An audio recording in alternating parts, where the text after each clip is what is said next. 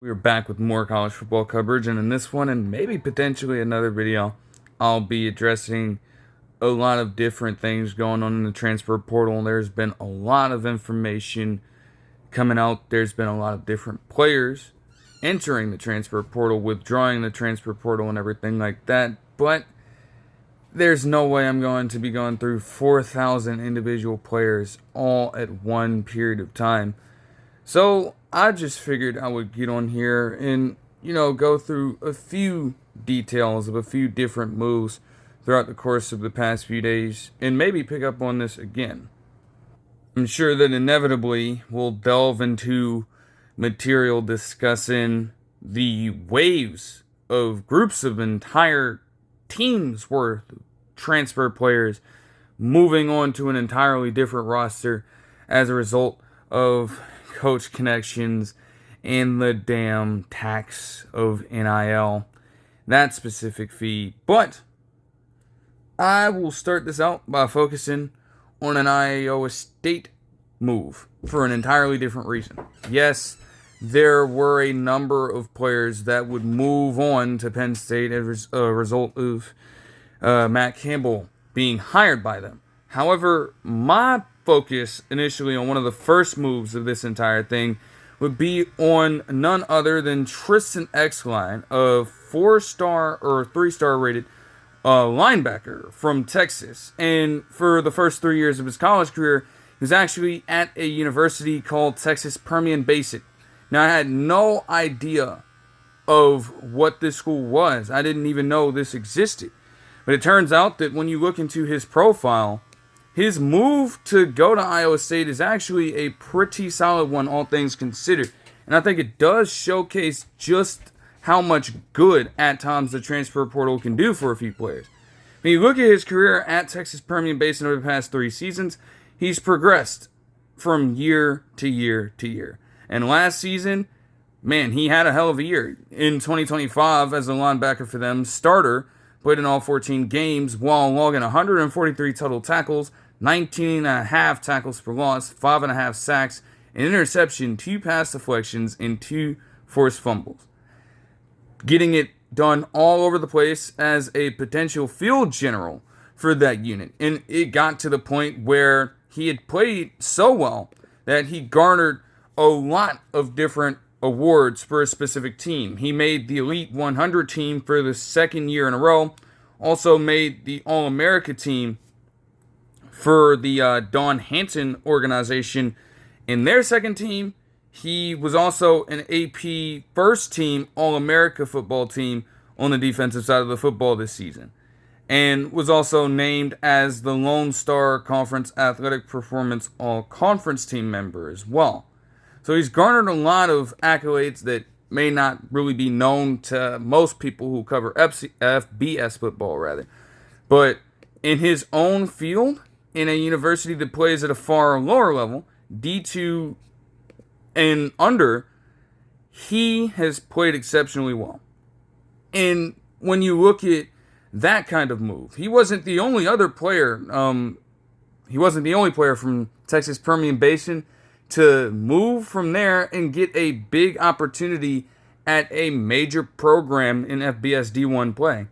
And I think when you look at stories like this, if he continues to progress this way, the man could develop into one of the more well-known linebackers across the entire nation. Get himself a massive amount of media attention with an Iowa State school that overall, as a result of all these losses on both sides of the ball, and even when you consider special teams, they're trying to recuperate as best as they can. And what better way to do this than find a potential diamond in the rough in Exline? He's going to slot right in as a pretty core piece for them. I couldn't imagine him not becoming the starter for this team.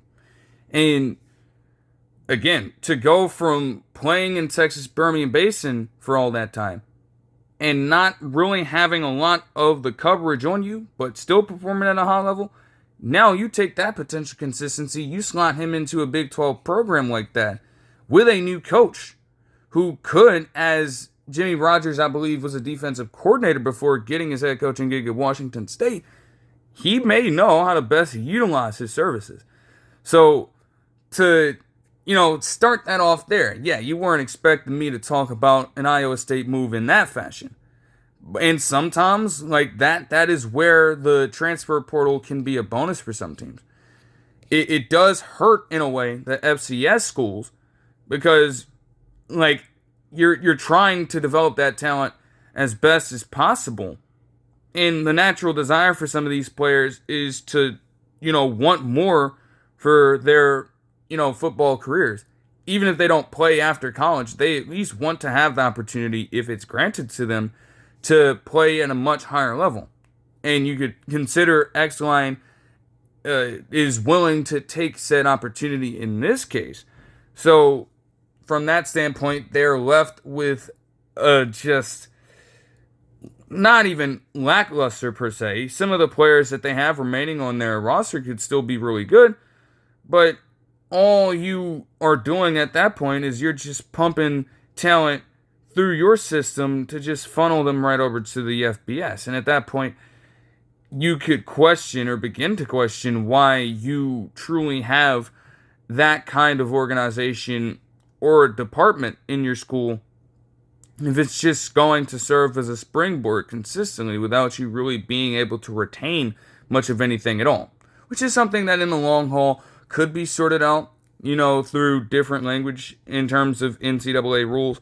But only time will tell for that. Nonetheless, you can't blame Exline, and in a way, when you look at some of the other players who are, just being influenced by the coach fee, I mean, if you have those connections or you have an opportunity to move to something new and you have a fair amount of certainty in those who are recruiting you and those who are building these connections with you while embracing this kind of new area of your life, you have all right to take that opportunity, and there isn't really much that anybody else can do about it in terms of trying to control that. That is up to you at the end of the day.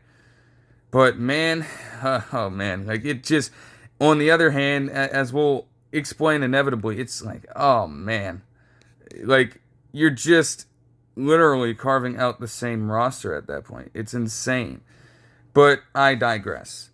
Regardless, the next move that would intrigue me a little bit or get my attention, also a move that came from some of the, earlier developments, would be Lachlan Hewlett, the backup quarterback at USF, moving to Auburn with Alex Golesh.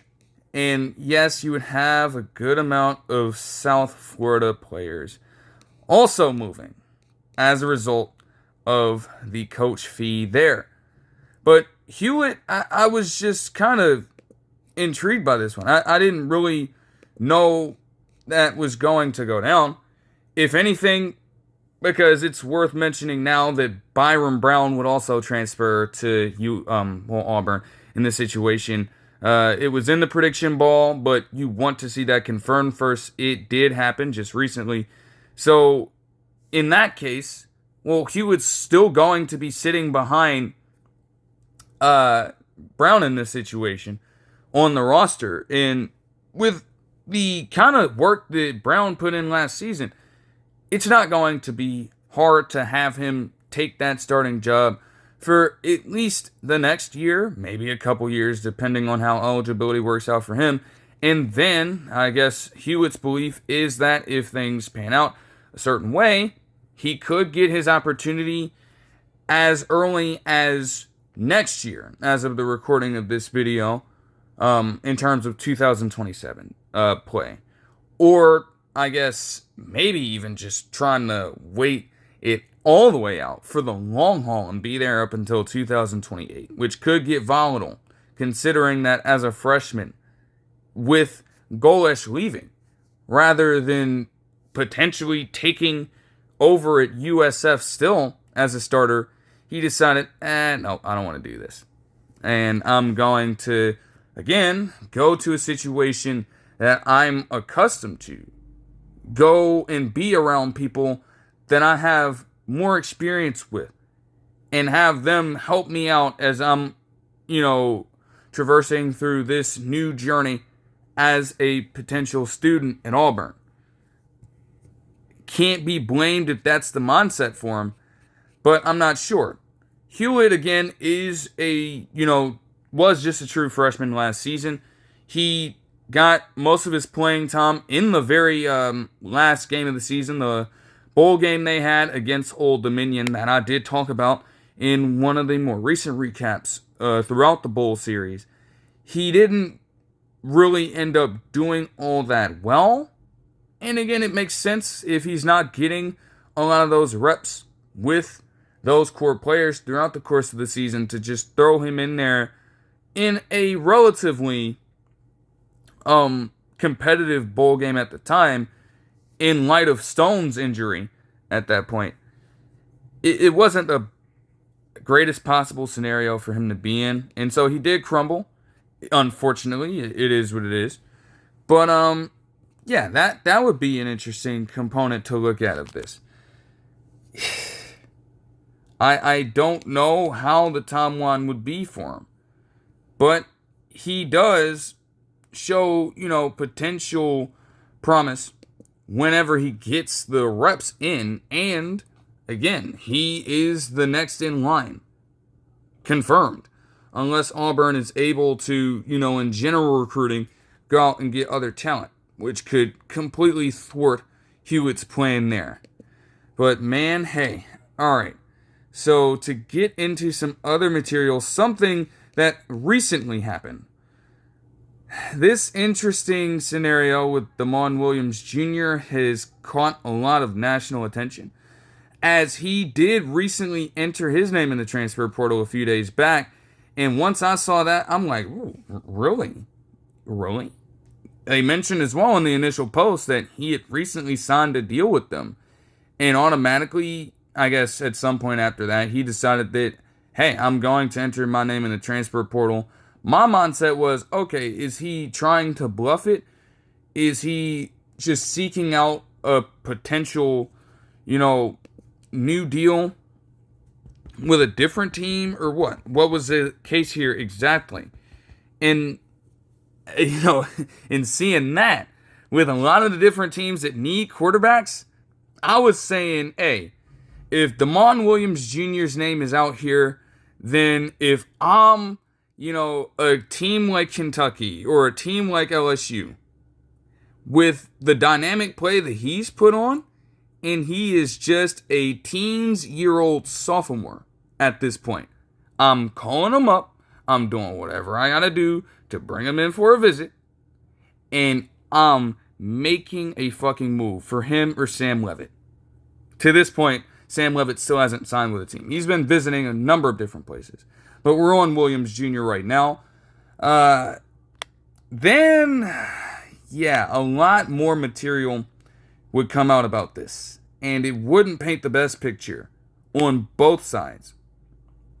For one, they mention that within this contract for him that he already signed, he was not allowed to enter the transfer portal. There was a clause in there that specifically restricted that kind of action. And as a result, the school had to come out and say, okay, they're attempting to withhold his name from the transfer portal. Even though, as of the recording of its video, it's still here. But it's not supposed to be there. There is a similar situation being talked about per a tweet from Ross Dellinger that also accompanied that follow-up post, talking about how there was a situation last year, as I watched Get Explained on a College Game Day podcast video at the time with Wisconsin and Miami, in terms of trying to get a recruit from that specific transfer portal class. And there was tampering involved, allegedly, with those things having to be investigated on a greater level. And it turned out that, per Dellinger's tweet, What he believed happened at that point was that a different school, once they heard that Williams Jr. signed this contract extension, or well, deal rather, for NIL, you would believe, they tried to reach out to him anyways, and they tried to offer him I guess, different alternative. And at that point, I guess he was convinced to enter his name in the transfer portal despite what he had recently done as a result of it. There is tampering involved in that too. And if those events are true, that could pose big problems for whichever school decided that they wanted to contact the man after that. But it gets even worse optically, even though, again, the money was confirmed for Williams Jr., so you have to understand that this wasn't the driving force for his decision to transfer. However, they kept on mentioning as well that this entry had taken place while he was at a funeral for a fellow Washington women's sports player at the time. They had passed away at that point, and you had a number of different personnel from different teams showing up to this funeral and giving out their condolences, sending their prayers, and just trying to be there in support of others closest to this individual. So, again, people are trying to paint a different picture about that, and there's probably nothing to make of that specific scenario. I think that's a non-story. Like, it can look bad from Williams Jr.'s perspective, but again, it wasn't about anything materialistic. I did see someone say, and I guess you could agree with this, it's a bad move from a PR perspective. And that's ultimately what I think will go down here.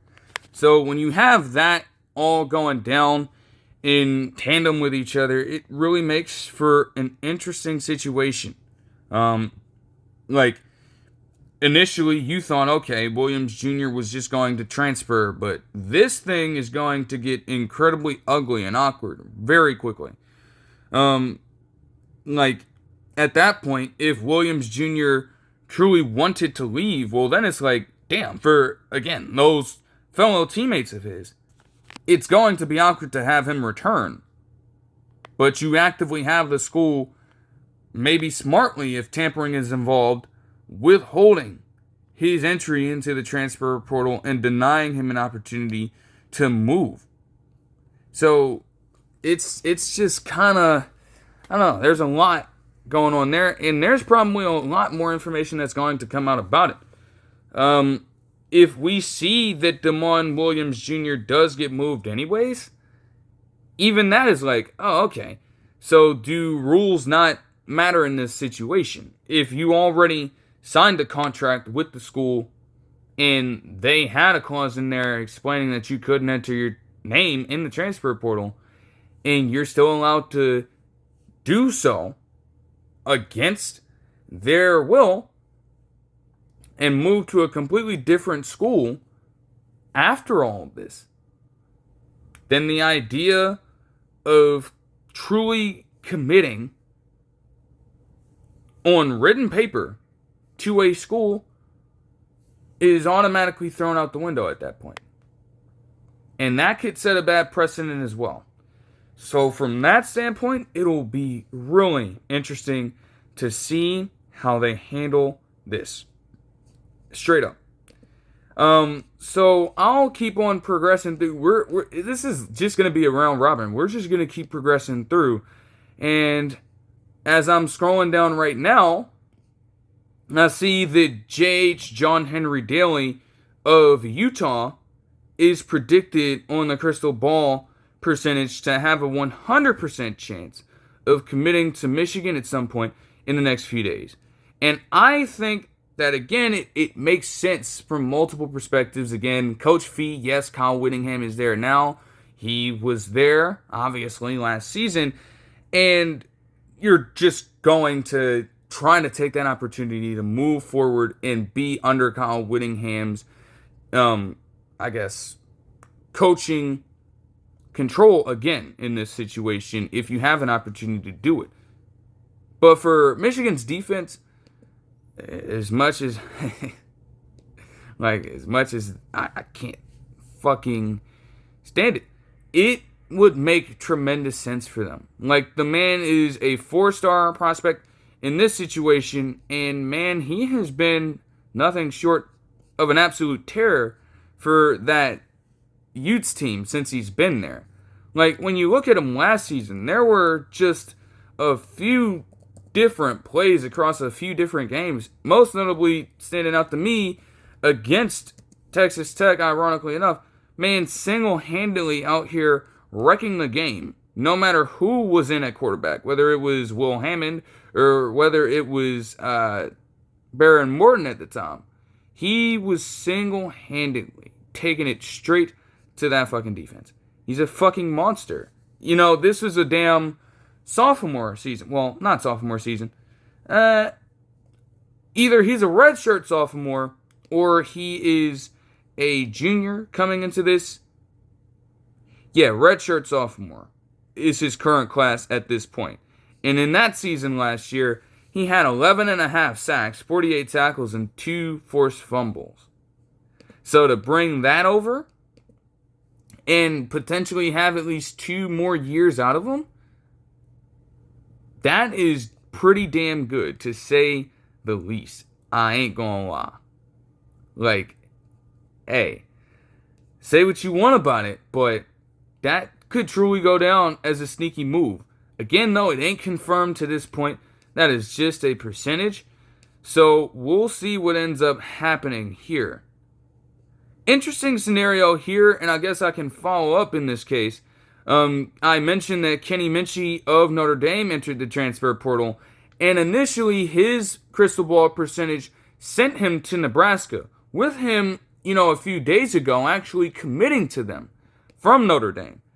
And again, it would be a great chance for him to get some more exposure, as he'd been backing up CJ Carr the entire time. Now he moves over to a team that actively has Dylan Raiola entering the transfer portal, and you had TJ Lateef remaining for them. And in the games that Lateef played in, man, the offense, we knew just how rough it got for them. Yes, they still wanted to have their identity be as a run-first team, but when the call came for him to start spreading the rock around, he legitimately struggled to do it. And yes, there are going to be growing pains there as a true freshman guy, but there was literally a game against, I think, USC it was. He steps in and he finishes with like 7 passing yards. That isn't going to get the job done. So they thought initially that they had their guy. They got the deal done, and you're getting Kenny Minchey to transfer over and potentially lead you on a somewhat resurgent path at the quarterback position. However, just a day after that, he decided to decommit. And when that happened, he recommitted to Kentucky instead, flipping his initial commitment from the very school that he was predicted to go to, and then deciding to go to Kentucky. So as much as I want to bitch and complain about Kentucky not calling up the numbers of some of these other quarterbacks, at the same time, they have Kenny Minchey on their squad at this point, and they believe that he is the individual who can help them get to at least some form of competency at a position that is regarded as one of the most important, if not the most important, depending on who you ask, position on the field entirely. Like, Minchey, if anything to this point, he has only gotten just a few reps, but there, is a lot that you could get out of him. As long as you get him in a decent system. And I feel like Kentucky is trying to figure that out.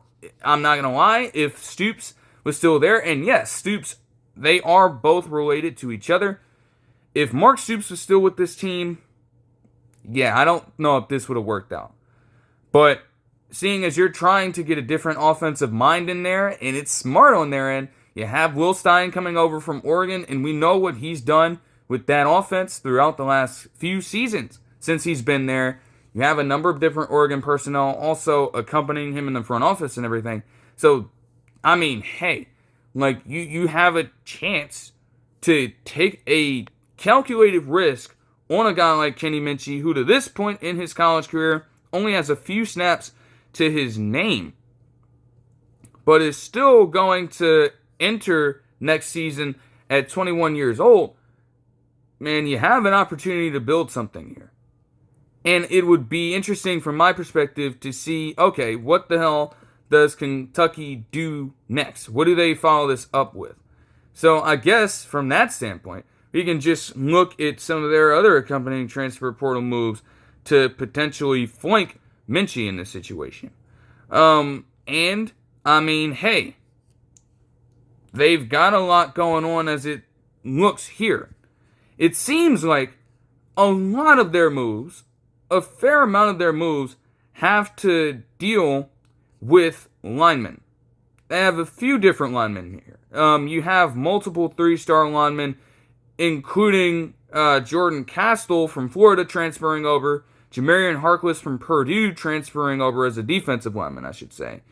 And then also, you have a guy from Tennessee and Max Anderson, another three-star, transferring over to Kentucky, along with a fair amount of other, balanced kind of defenders here.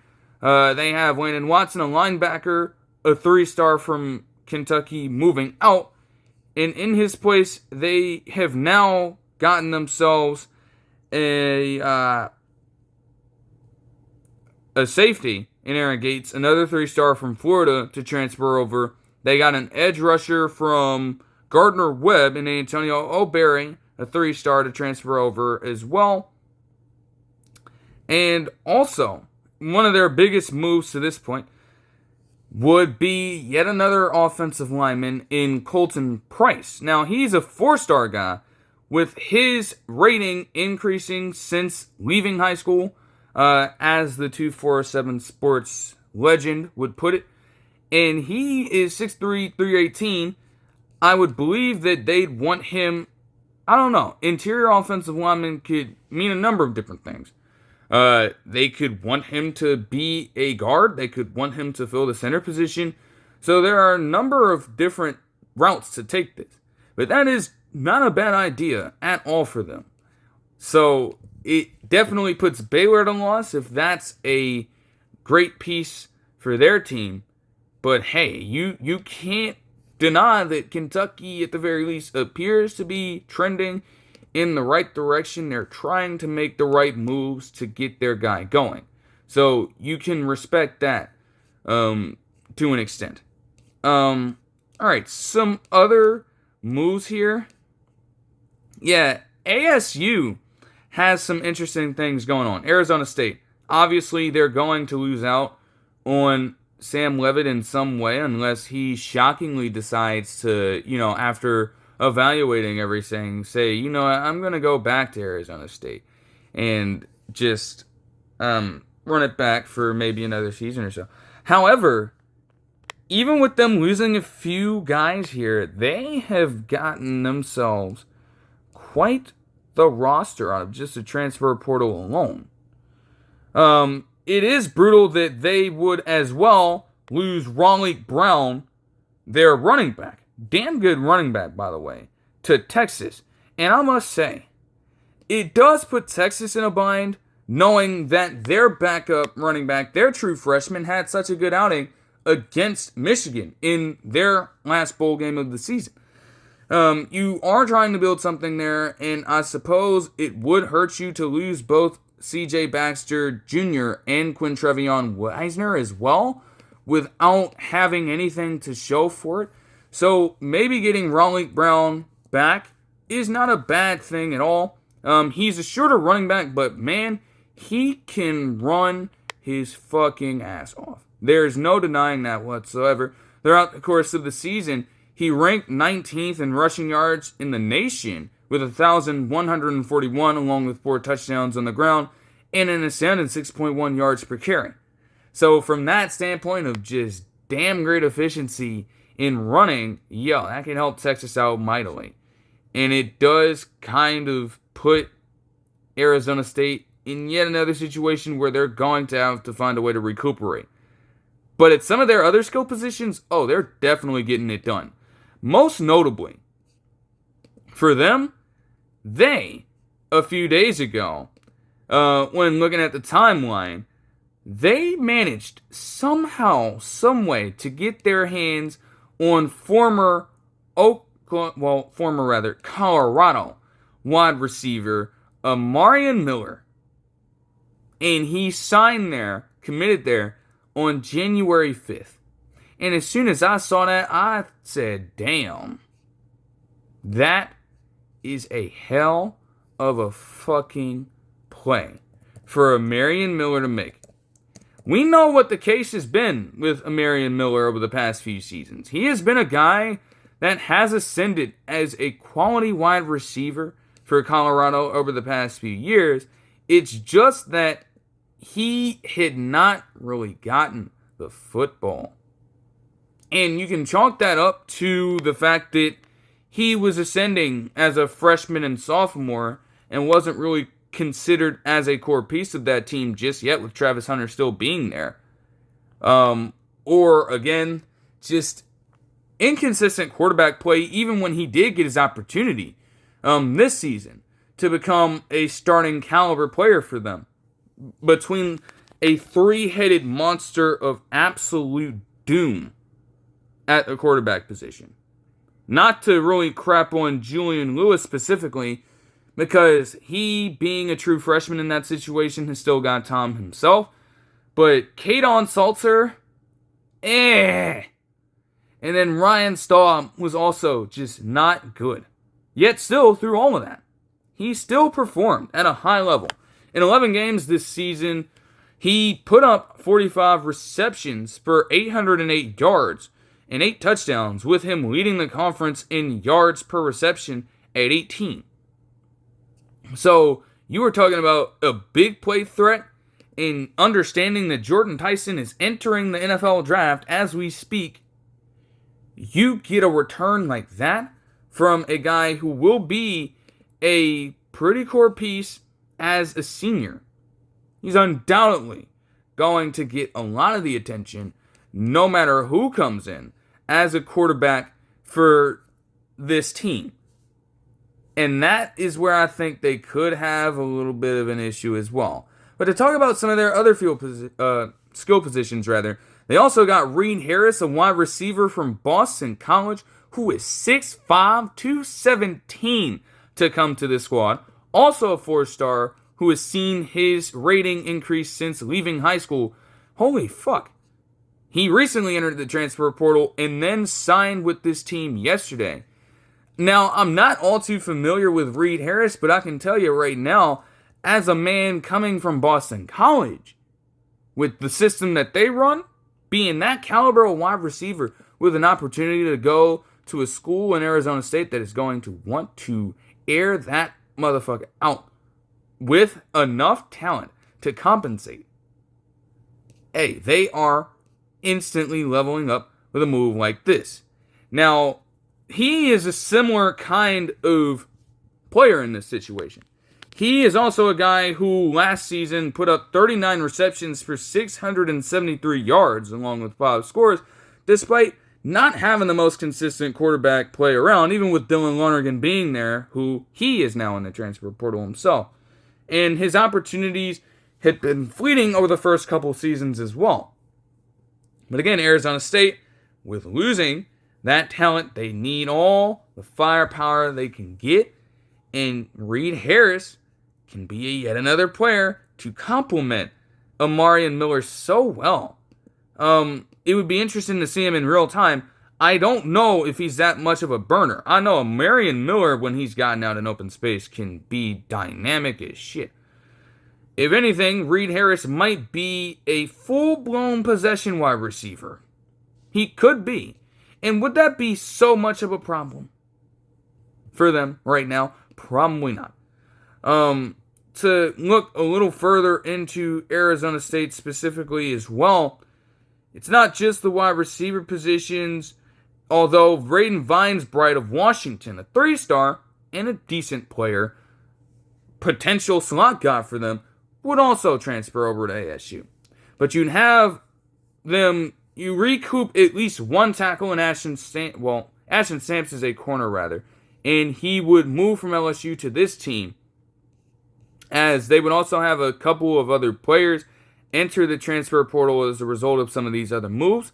However, at quarterback, to potentially replace Sam Leavitt, and understanding that Minchie would move to Kentucky, Cutter Boley, formerly of Kentucky, the quarterback, a 3-star recruit as well, would commit to Arizona State as a quarterback for them. He entered on the new year, and he would confirm his commitment on January 3rd. I'm not gonna lie. This one is a little interesting to me.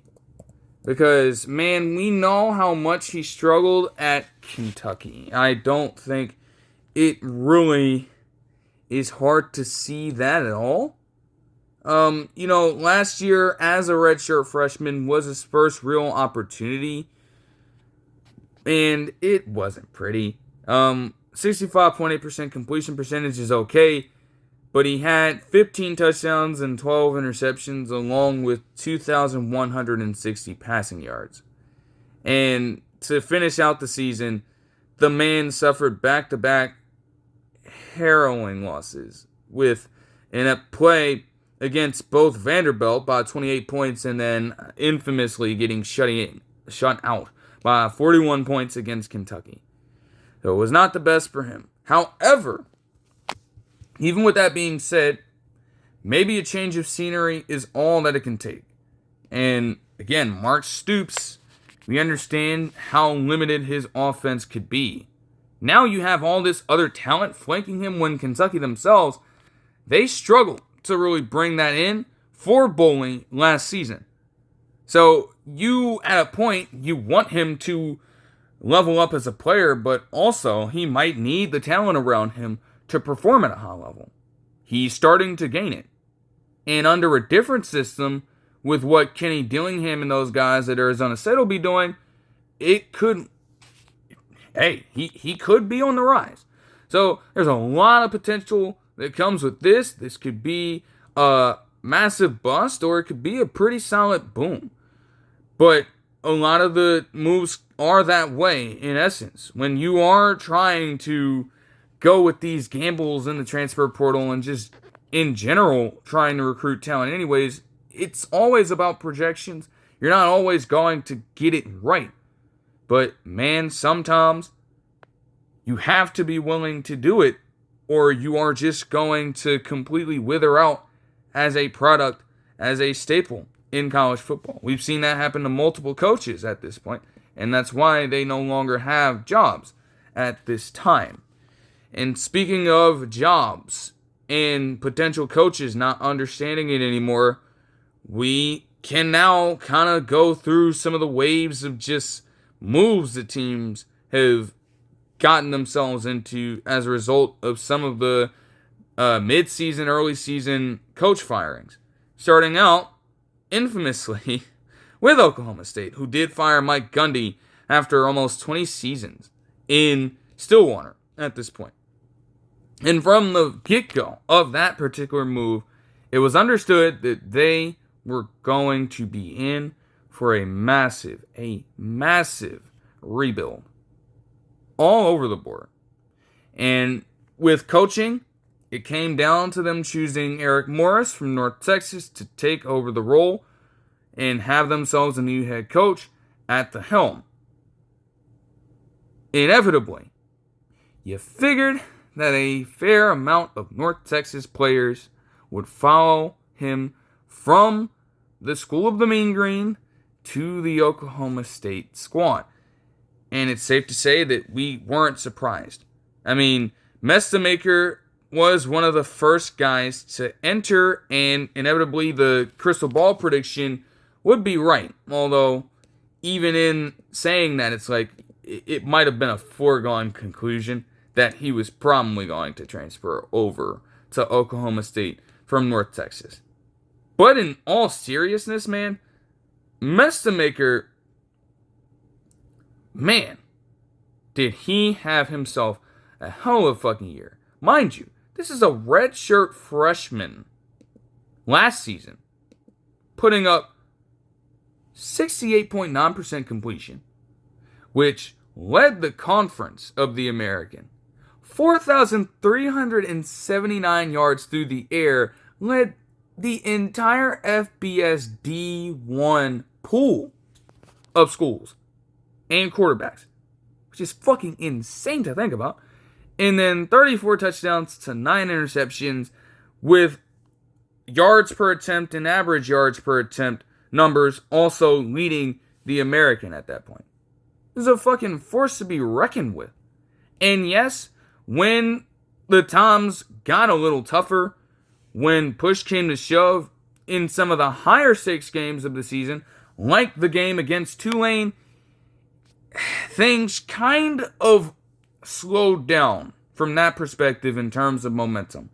That defense was able to get after him and pressure him relentlessly, and it got into his head, forced him into some errant mistakes, and they ultimately trailed big time in that game before losing it 34-21. But man, if he's doing that as a red shirt freshman right now as we speak, it feels almost too perfect for Oklahoma State in this situation. They would absolutely, no matter how they got it, and even if you want to scoff, huff, and puff at the fact that he made such an obvious decision, that could, if this works out perfectly, this could vault them so far back up into relevancy in the sport in an instant. Man, that kind of quarterback doing this that early in their college career, along with some of the same talent that he did this with, flanking him, because it wasn't just him. It wasn't just him. In no particular order, even though I rattled this down, you had Caleb Hawkins, the running back, and another 4-star recruit transfer over. You had Wyatt Young, and we heard about Wyatt Young a little bit with some of the things that he was able to do as a wide receiver for this team specifically, especially after the catch, also transferring over to Oklahoma State with him. And with that, you also had a few 3-star guys from North Texas in Miles Coleman, 3-star wide receiver, Braden Nelson, 3-star tackle, Quinn Hammonds and Evan Jackson, 3-star safeties, Colin Lewis, 3-star cornerback, Kevion Huddleston, 3-star tackle, Terrence Lewis, 3-star wide receiver, and Fatafehi Vailea II, a defensive lineman, Ethan Wazlowski, a linebacker, Johnny Dixon III, an interior offensive lineman, Desmond Magia, an offensive tackle, 3-star. Oh my gosh, it's a lot of players. Understood. That is a massive amount of names. But all of them trust in Eric Morris that much to move over with him. And again, there's something to be said of that in multiple ways. Like, one could call for limitations on this because after a point, damn near 20 players sing just actively. Because you already heard, as I had mentioned, a massive amount of North Texas players backed into the transfer portal.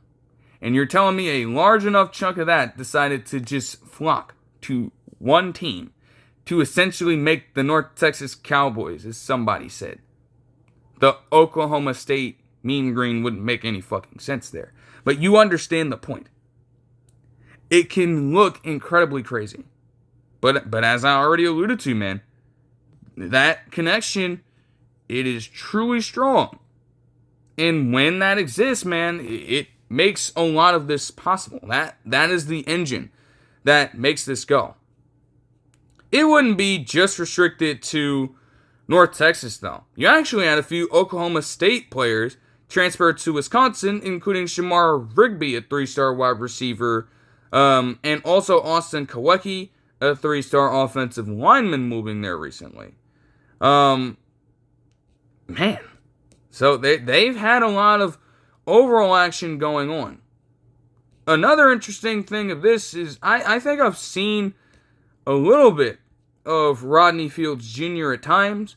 He would transfer to K-State. And that makes it interesting.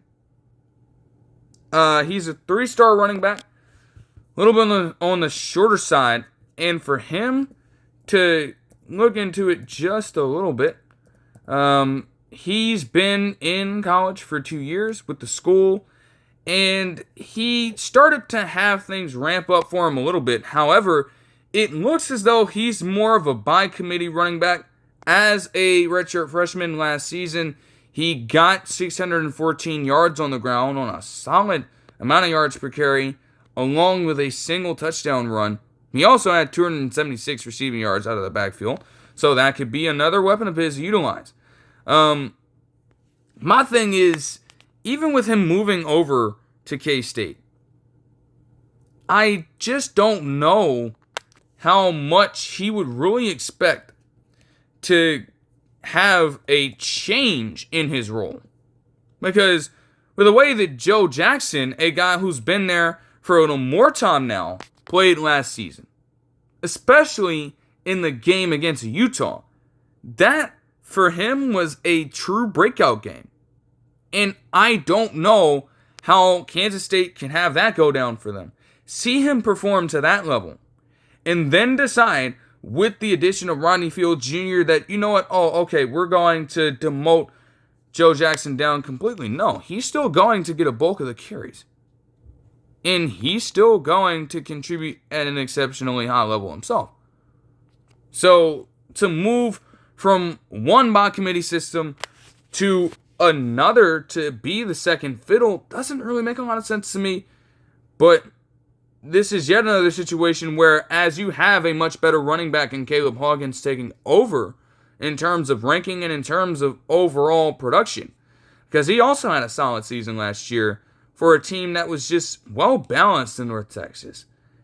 And if they would have won, they would actively be in the CFP right now, although they'd have to deal with similar things. But it does leave little room for him to really do much of anything.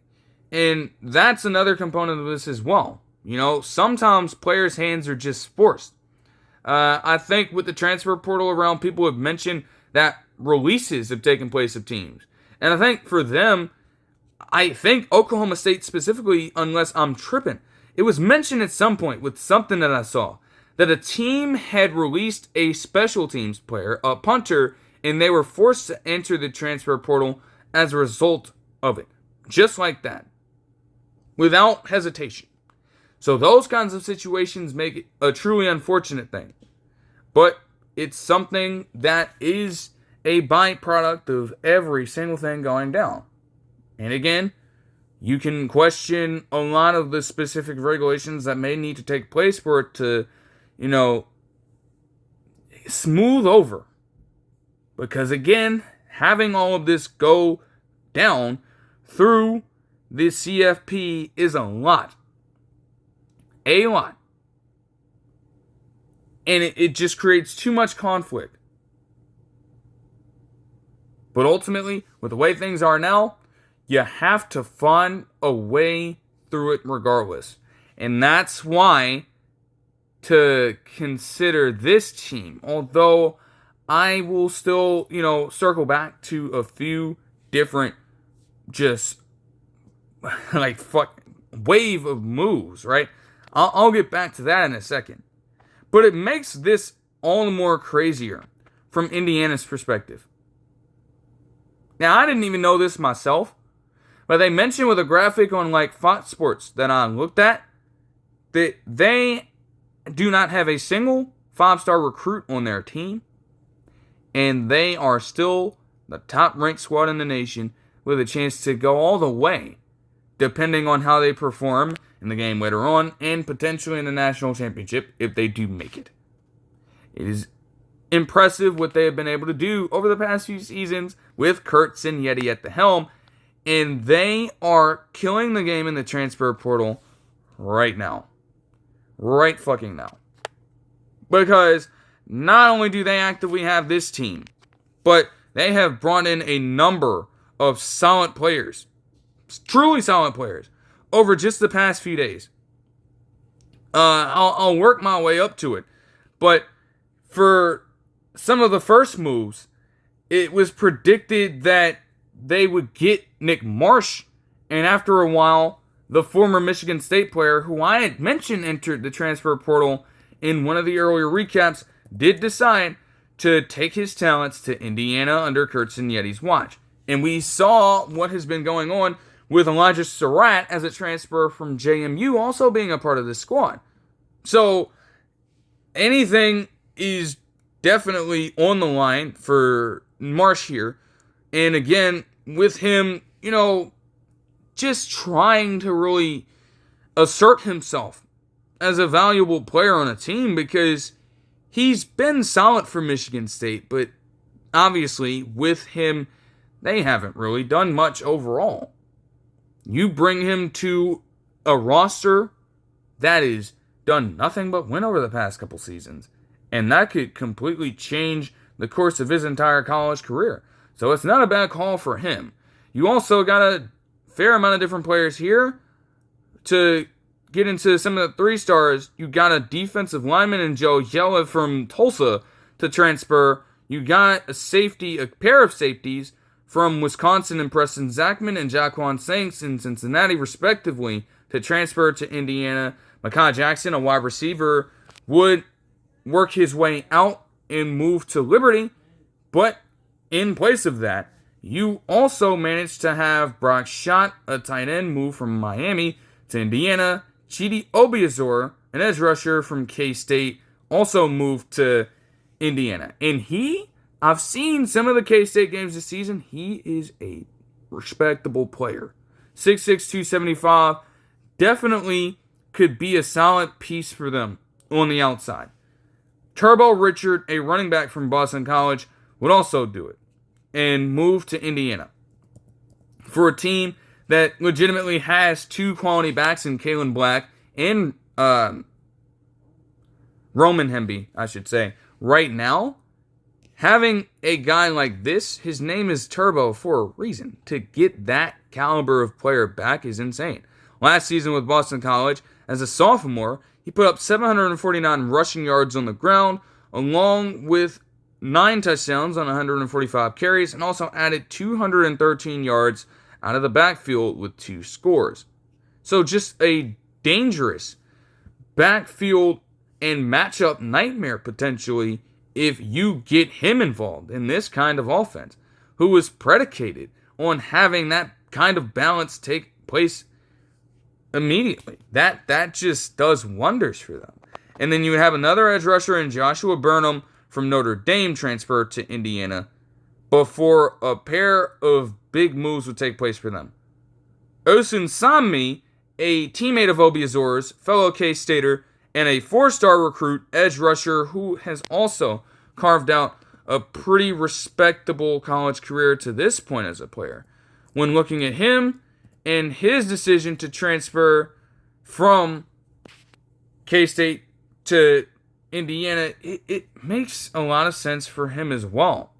Why not give himself an opportunity to ascend as a potential draft day player for a guy last season who, even in less games, with just 6 this season, had 6 sacks along with 20 total tackles, 6 TFLs, 4 sacks, and 20 combined tackles, along with a fumble recovery.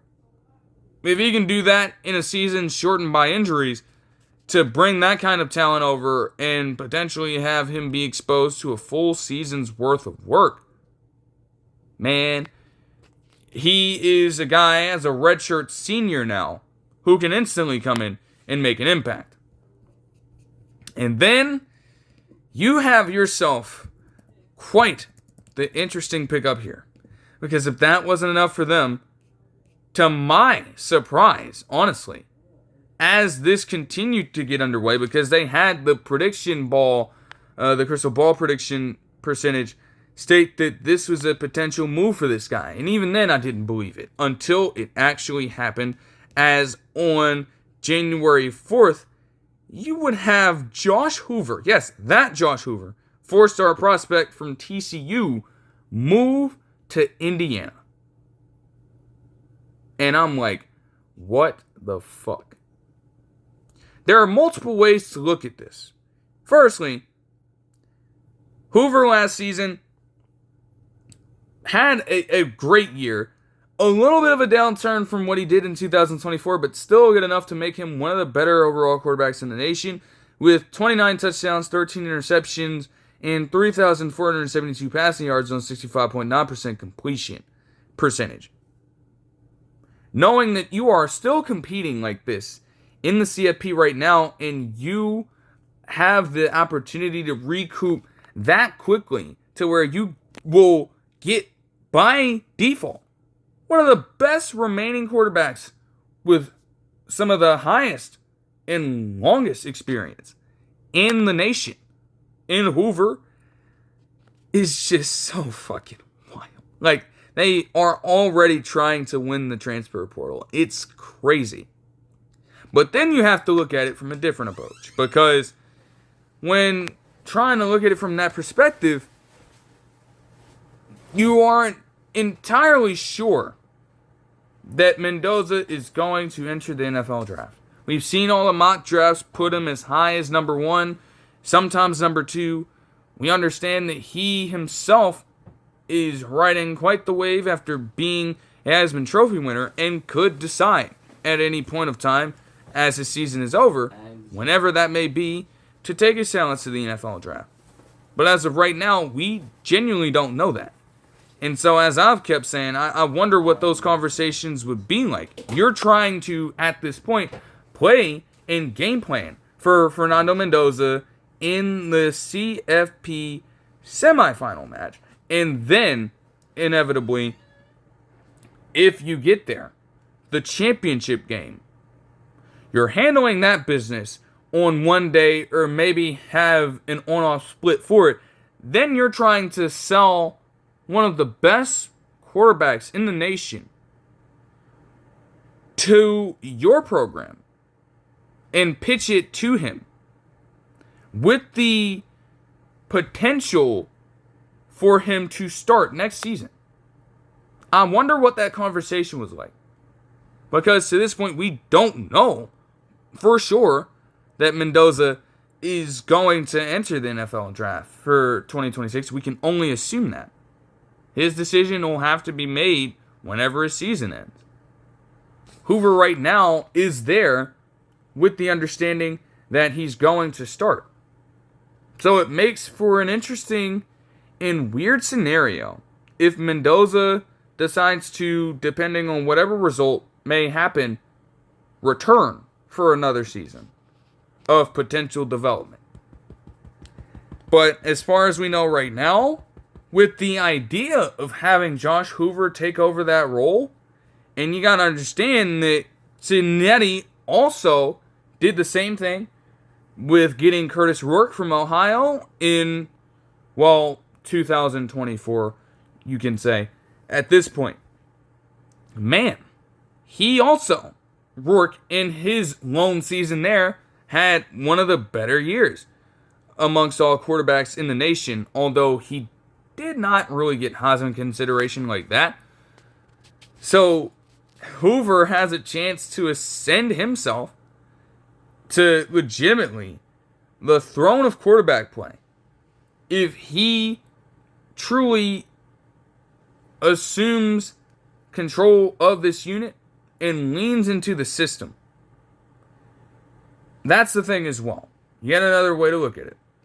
Considering that people have said that Fernando Mendoza plays like a more athletic and, I guess, more mobile Matt Ryan and a guy who needs a system to thrive to the highest extent, well, Hoover is a player who can be a bit of a loose cannon, sometimes to his own detriment, and sometimes to truly elevate a team beyond whatever limits they may have.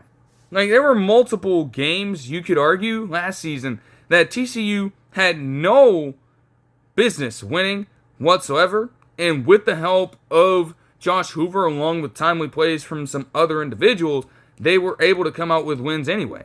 Like, I can just take a look at this schedule here, and, like, it's even with some of the games that I ended up watching. I believe I watched this TCU Baylor game live. They had no business coming back and winning that damn game.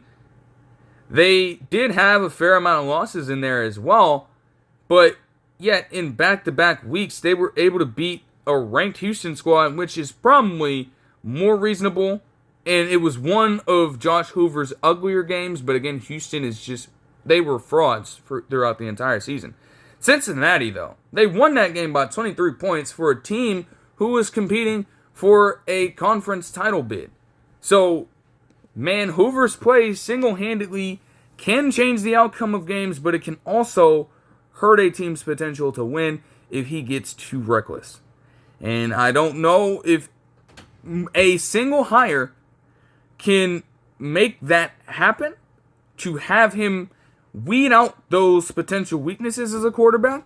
However, if there is any person that can do it, you could lean on Signetti to take that on, because he has shown that that can happen. Mendoza himself was a solid player, but was also mistake prone. Again, at a school in California that just did not acquire a ton of talent throughout his own tenure there. And with Indiana, with having the right pieces around, with having the right scheme around, and having the ability from Hoover to sometimes break out of that mold and force the issue, man, that can make them even more dangerous. It's a team that is already setting historical precedents for themselves. All this goes to show you, along with everything else that they've done between extending Kurt Signetti and reaching this kind of level, that they are far from done with this. This is just the very beginning for them. But to sink back into some of these coach fee moves, man, this damn Virginia Tech stuff is going all kinds of crazy. I mean, hey, you do it to me, I'm gonna do it to you, man. You have a lot, as I mentioned, starting out with Iowa State, and I don't even need to get into it at this point. A lot of the Iowa State players are going to follow Matt Campbell to Penn State. And as a result, with Virginia Tech hiring James Franklin, well, it's only right that a good amount of Penn State players are also going to transfer over to Virginia Tech. What the hell did you think this is going to be? It's as simple as that. A fair amount of them have. And some are still predicted to, I think, as of this point, because I got to look back overall. But Luke Reynolds is one of their guys that is still on the fringe. I believe that it's been mentioned that he is contemplating it. And per the crystal ball percentage prediction, it looks as though he's still undecided, but I think they still give him a reasonable percentage to go to Virginia Tech. He's a 4-star tight end, and again, the man is just like fucking Tyler Warren in a number of different ways. So if Penn State loses him, it looks like they're going to. They say that there's a 100% chance for him to move to Virginia Tech. Not confirmed, but it could be a matter of time. Looking elsewhere, though, for this Virginia Tech squad, I mean, they have a few other really good players coming onto their roster from this Penn State team. Now, a lot of them are 3 stars, but again, understanding that a lot of the opportunities are going to elude them there. You had Keon Wiley, a linebacker, Javion Hilson, a 3-star edge rusher, Jeff Axenor Jr., a 3-star wide receiver, and Daniel Jennings, a 3-star edge rusher, all moved from Penn State to Virginia Tech, and that rounds out the top 4 guys in their class by rating and by grade. They did lose some pieces. Michael Short to TCU, a linebacker, Dante Lovett, a corner to UCLA, and Christian Ellis, a safety, to Virginia. Damn traitor. That's fucking crazy. And also, I guess, just to, tease Luke Reynolds a little bit, they had a person who could be his backup in Matt Henderson, a 3-star tight end, commit to Virginia Tech as the 11th ranked player in the specific transfer portal class. So, I mean, hey, why not? Why not? We already have one of your guys. You may as well come over and join us. Why not? Why not, man? Okay. So, that is yet another scenario. And then, as I've already mentioned, you have the same thing going on with Auburn. But, man, generally speaking, it's been a lot, and I mean a lot of chaos. Most notably as well, Brendan Sorsby, the second-ranked quarterback in the class in terms of transfers, also a 5-star graded out with his rating increasing since high school as well. He decided to move over to Texas Tech. And I am kind of surprised about that. They considered LSU. He had visited there at a point. He had visited Texas at a point. So it's like, damn, the options were there for him. And yet Cincinnati, although you have no control of it once you enter, they allowed him to cross, essentially, the conference. Go right ahead and just travel right down to a different Big 12 team. It's insane. It's insane to me. As a redshirt senior, Sorsby will also be another player who is one of the top overall in the nation, and there's no denying it. However, his numbers last season, despite him having 2,800 passing yards on 61.6% completion, along with 27 passing touchdowns and 5 interceptions to pair up with 9 scores on the ground, man, it don't tell the full story. Because there have been a few games, man, when you look at the Nebraska game last season, when you look at the BYU game last season, there are moments where Sorsby just completely loses his fucking mind and starts playing some of the worst football you can possibly get from a quarterback. And I don't understand that aspect of it. But the dual threat ability of his and the overall talent is undeniable, so I guess Texas Tech is willing to take that risk. I thought they would want to give a chance to Will Hammond, but maybe with making this kind of move, maybe there's an understanding that Hammond is not ready to assume that role just yet, even though he played solid in the few reps that he did get in place of Baron Morton due to injury. So I'm not understanding that from my point. But hey, it's not a bad move at all. Just watch for the potential difference in polarity of his play, because that has been a theme for him over the last few seasons. Okay. With some of the other moves here, recently, per Pete Thamel and other sources, DJ Lagway would transfer to Baylor. It's interesting and it's funny because I was watching the damn Iowa State versus Baylor basketball game last night on Peacock. They panned the camera over to one David Aranda, and who happens to be sitting right next to him is none other than our man, DJ Lagway. They knew exactly what they were doing in that moment with the cameras on them, talking to each other. And at that point, I guess you could assume that he was going to move there. And little did we know today, that is exactly what ended up happening. I think that there is an interesting scenario with that. Like, I haven't personally heard about anything going on or not with Sawyer Robertson, but if he is entering the draft or moving on to a different team, then I can understand why they want to get Lagway in his place. Again, a change of scenery. You want to talk about a change of scenery, he might absolutely need it. Because Florida under Billy Napier was just absolute fucking chaos for all the wrong reasons. Man, it fucked him up tremendously. And yes, there were definitely things that went on with him as a player that he would need to absolutely work on. 100%. But I don't know. Baylor, they're willing to take a shot on him. So it's what it is. However, I think what goes down for them is a big loss. They have tried to round out their roster with a fair amount of guys at this point. But obviously losing their core tackle in Price to Kentucky, as I mentioned before, is going to hurt Lagway if they can't find a quality replacement for that. They'll try, but it's hard to overcome something like that, I will say. However, one thing that could hurt them as well is the potential loss of Bryson Washington. As I'm seeing right here, looking at Baylor specifically, he has entered the transfer portal.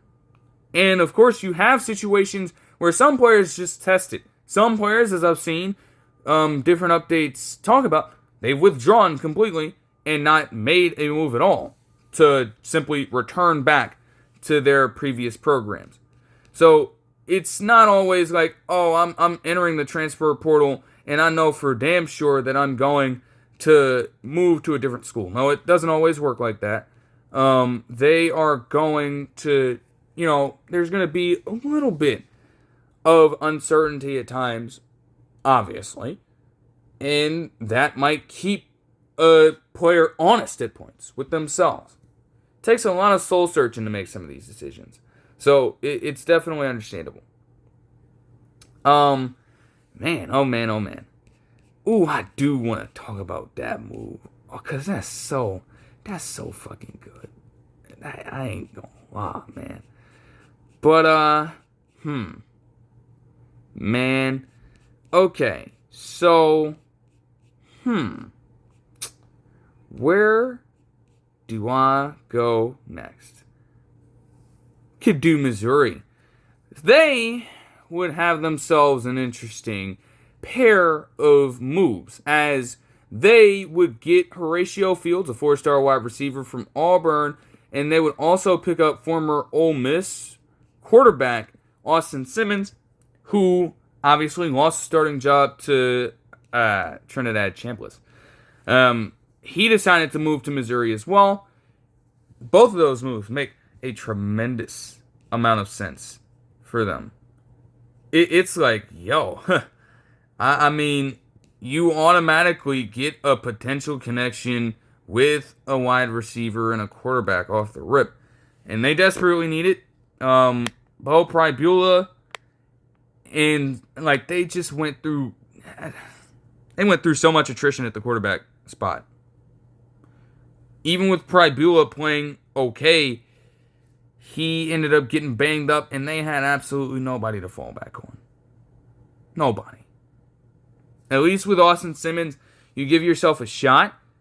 And Horatio Fields as well, even with them losing a different 4-star guy in Marquise Johnson, a fellow wide receiver, to Mississippi State, Horatio Fields could be a better value play for them, as when you look at him, he is definitely a player full of experience, man. But, boy, oh my gosh.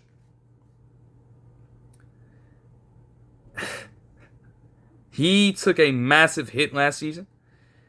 It was a big risk for Auburn to even bring him in as a redshirt junior despite not having the gaudiest numbers on display. But you're thinking at that point, okay, with our team, he's going to level up tremendously. And we got Jackson Arnold in this. We about to go crazy. Do you know that this man, Horatio Fields, in 4 games, had 12 catches for 106 yards? Very limited sample size, and injuries might have played a role in this. But, bruh, even when he was on the field, We know how it was with Auburn last season as an offensive line. Jackson Arnold, again, did them no favors by not knowing how to throw the fucking ball and just being a purebred runner through and through. Okay? And it came at the expense of Horatio Fields. He would very much like to turn that around this season. And with Austin Simmons at the helm here, yes, you have questions surrounding him if he did lose his job to Chambliss. But at the same time, when he's been able to play, he's been somewhat productive. You just want to see that, touchdown to interception ratio definitely level out. Because 4-5 in limited play says a whole hell of a lot. I will say that. But, hey, you give him a chance to be the starter, great things could happen. That is definitely fair to say. Okay. Alright. Into some other moves, man. So let's talk about a recent move from Ohio State. When looking at their class, they've had a number of different players enter. As I mentioned, you had damn Jelani Thurman get in there just a few minutes or so after the fucking game against Miami ended with them losing. But either way, you are going to be able to, if you are Ohio State, find some good finds, to colloquially speak. And they got some reasonable players in this. Now, granted, they have lost a fair amount of guys. Interestingly, from my standpoint, they had James Peoples, the running back, and a 3-star recruit, transfer to Penn State, making things intriguing with that running back battle. But again, they'd much rather want to have a bit of a good problem there, with an ascending true freshman and a guy with more experience in James Peoples, who honestly just wants more playing time. Like, he was not getting it a lot with Ohio State at that point. So you can chalk it up to that. But that's a good problem to have if you are in Penn State's shoes. You would also lose a number of other guys, as you would have a 4-star in Shabola, their interior offensive lineman, decide to enter. You had Mylan Graham, a backup wide receiver, decide to enter. And you also had them lose a punter in recruitment to Arizona State. So there's a lot of movement there, but it's not like they would have all these losses take place without some form of potential acquisition. And they would have an opportunity to get a 3-star wide receiver yesterday in Devin McQuinn from UTSA. Now, it might not seem like much as a potential 3-star guy, with also considering that Carnell Tate has entered the draft while Jeremiah Smith is still there. Thank goodness. And Chris Henry Jr. could command a lot of attention as a true freshman, potentially getting a starting nod here. But McQuinn, as they've said from UTSA, when looking at some of his production, he's been solid. And last year, as a junior, he had 726 yards receiving with 8 touchdowns and 65 receptions on the year. And keep in mind,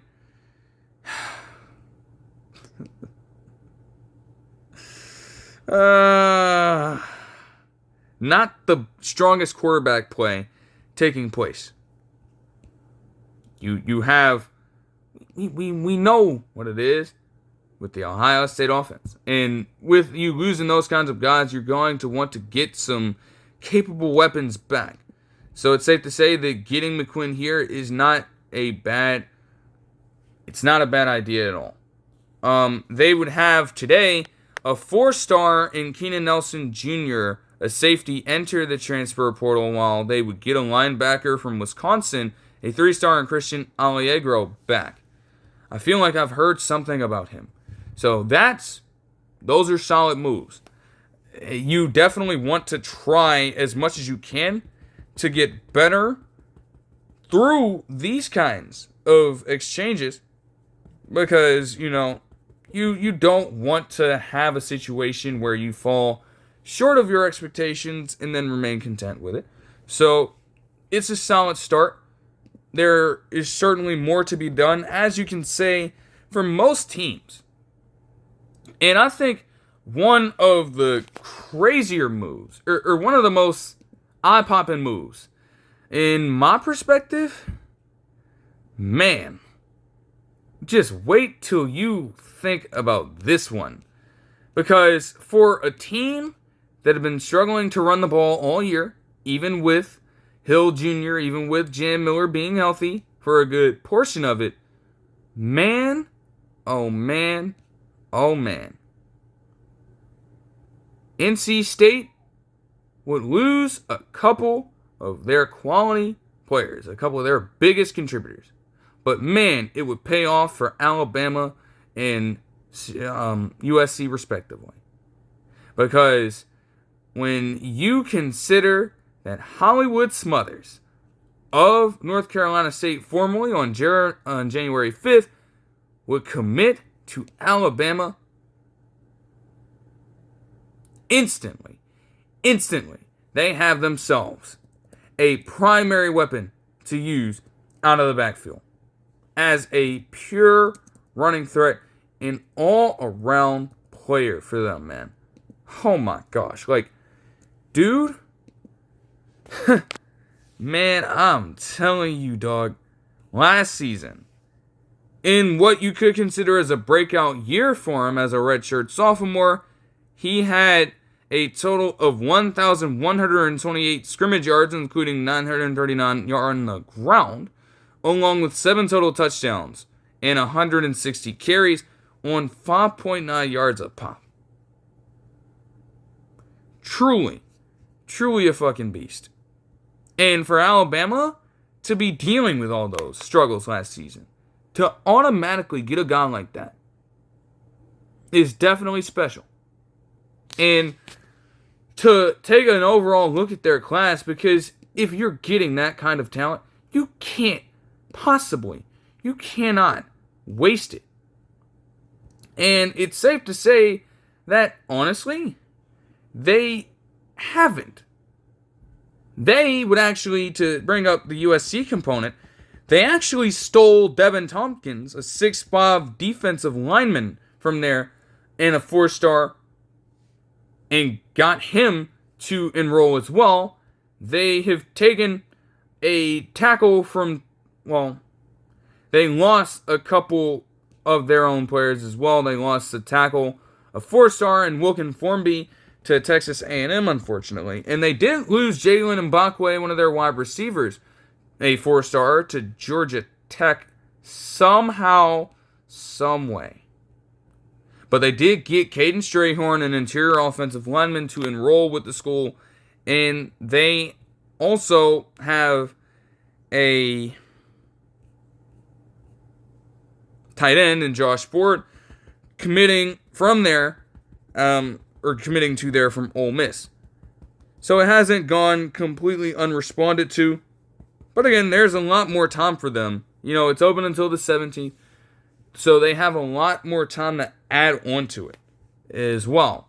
However, speaking of South Carolina, USC, they would pick up Terrell Anderson, a 4-star wide receiver from North Carolina State themselves, on January 5th also. And he, like Smothers, had himself a hell of a season as one of the better talents returning on their team last year, and it paid dividends for him. Last year, as a true sophomore, with the loss of Concepcion, mind you, he stepped up big time and had 39 receptions, for 629 yards and 5 scores. And if you give an opportunity, man, that could be a very good compliment. We know what Jacoby Lane has done.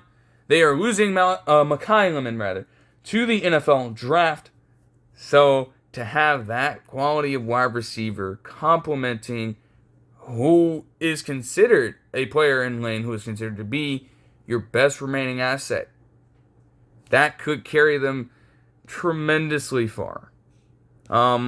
Boise State's Ty Benefield would transfer over to LSU. Pretty good pickup at the safety position. And speaking of a different safety, I heard about the Georgia safety in, I guess, Jonal Aguero, if I'm not mistaken. He would get himself in a spot to enter the transfer portal. Apparently, he lost his job to a different safety in the Georgia system that is currently a true freshman. Now, I don't know how true that is. I don't know how much stock I can put into that. But that does make it interesting. And as a result, with that going down,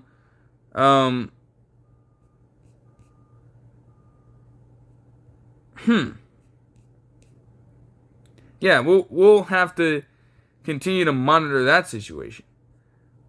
But for Georgia, they would get a couple of good gets. They had Isaiah Canyon of Georgia Tech transfer over to there to finally get himself in a spot where he has a competent passing offense, getting the ball his way. It's about time. You also had Amaris Williams, an edge rusher from Auburn, commit to Georgia to round out their top two players. As for a couple of other ones here, I just saw something that caught my eye. As there was something that came out detailing how Northwestern star player Anto Saka, edge rusher, entered the transfer portal via Pete Thamel a few days back. And he would finally find a resolution as a player ranked in the top 75 of the overall transfer portal class. He, as of recently, I believe, would decide to take his talents to Texas A&M. Hell yeah. Hell yeah. I absolutely love the move. He made the move yesterday, and I just saw this come through now, but I just have to address it. Oh my gosh. Can you imagine what the hell will happen with him there? Oh, he's going to get a ton of exposure as a player with that roster. That kind of, honestly, when you look at how they got done in that Miami game, they kind of need a pass rush. Their defense is okay at best, but they had not struck fear into the hearts of anybody at all. And frankly, Northwestern, for as great of a defensive player as he's been for that team over the past few seasons, it barely gets talked about. It barely gets addressed. He's put together a solid career there in his 3 seasons. He has 14 tackles for loss, 12 sacks in 23 tackles. It makes no sense why that kind of contribution should go unnoticed, until you consider the fact that Northwestern, as an overall program, especially with the anemic offense that they have, yeah, that's a lot is going to fly under the radar there, unfortunately.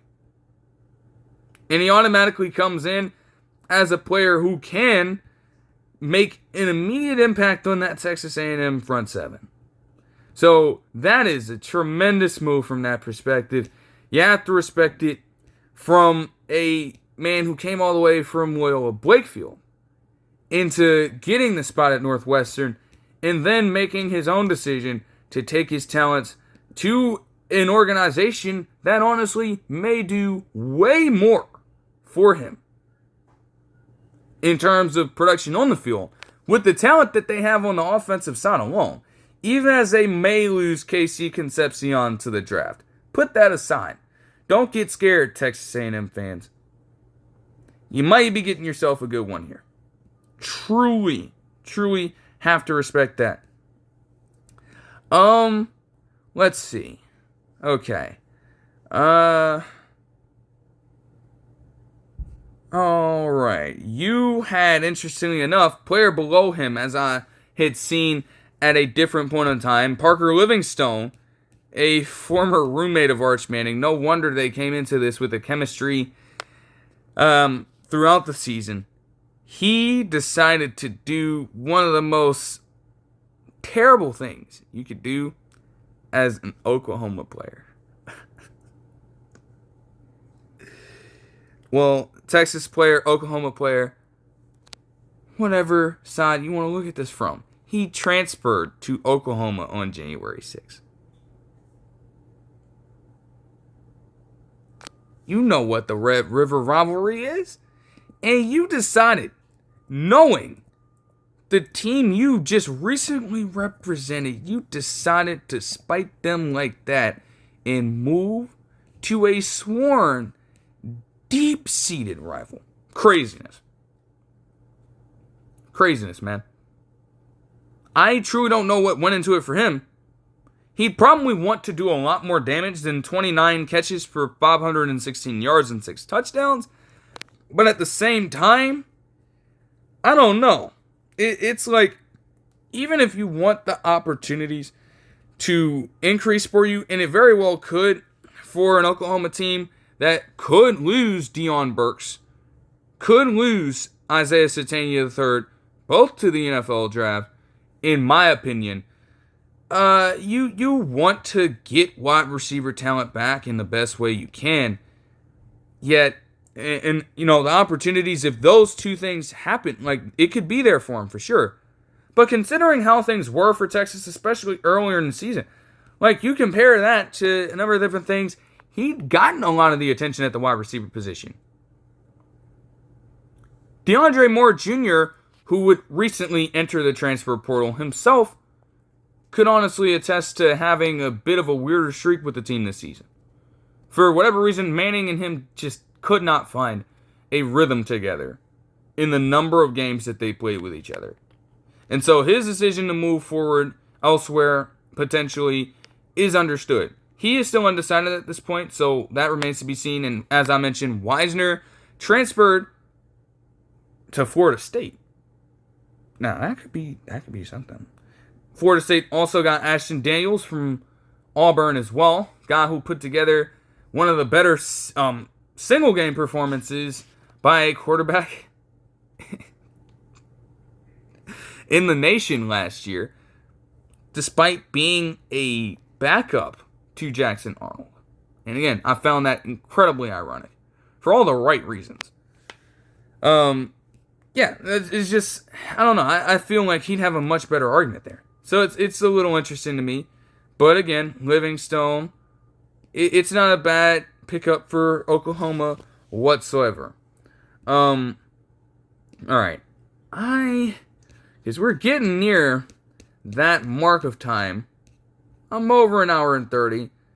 But I'll probably go through a few more. Just take a little bit of time here to see what's going on. Oh, yeah. Chase Soule of Iowa State. Again, we've already addressed that, but he would go to Penn State. He could be, again, a great pickup for Penn State. But considering how Iowa State went out last season, would it make much sense for them to have a large number of the same guys going to join Matt Campbell? I don't know. And you consider the Penn State being in the Big Ten. I mean, also Penn State just having a little more appeal than Iowa State probably would in the Big 12. The resources there can also allow for a number of other recruits that may be better than some of these players to swoop in and take spots. So I don't know how conducive that would really be to their success, but that'll remain to be seen. Oh yeah, I saw that as well. Aiden Chiles, 4-star quarterback from Michigan State, would transfer to Northwestern. Anything you can do to get out of the Preston Stone era, you do it. I don't give a fuck what it takes. And Aiden Chiles, again, you can say what you want about the man. yeah, I just, it's like, maybe with a bit of offensive help in getting Chip Kelly, we saw what he was able to do. And granted, Will Howard was a much more accomplished player, much more experienced player at that time. But Chip Kelly, being back in college, could put Aiden Chiles in possibly the best offensive system he's had to this point in his college career. It just was not the case at Michigan State after he transferred from Oregon State to join Jonathan Smith at the time, presumably. We know that didn't pan out. And last season, in 9 games of play, fair sample size, he had 10 passing touchdowns and 3 interceptions, along with 1,392 passing yards through the air, to the point where he was benched for a freshman quarterback at Michigan State. So that could be very telling. And with that in mind, you can question a lot about this move. But there's an upside to it that can't be ignored from Northwestern's perspective. And again, like I said, you have to find a way to escape that era, because there's just no way that you can continue to expose yourself to the ineptitude Preston Stone and the way that entire offense was running under him, man. It was not worth it to do, man. Truly, man. Okay.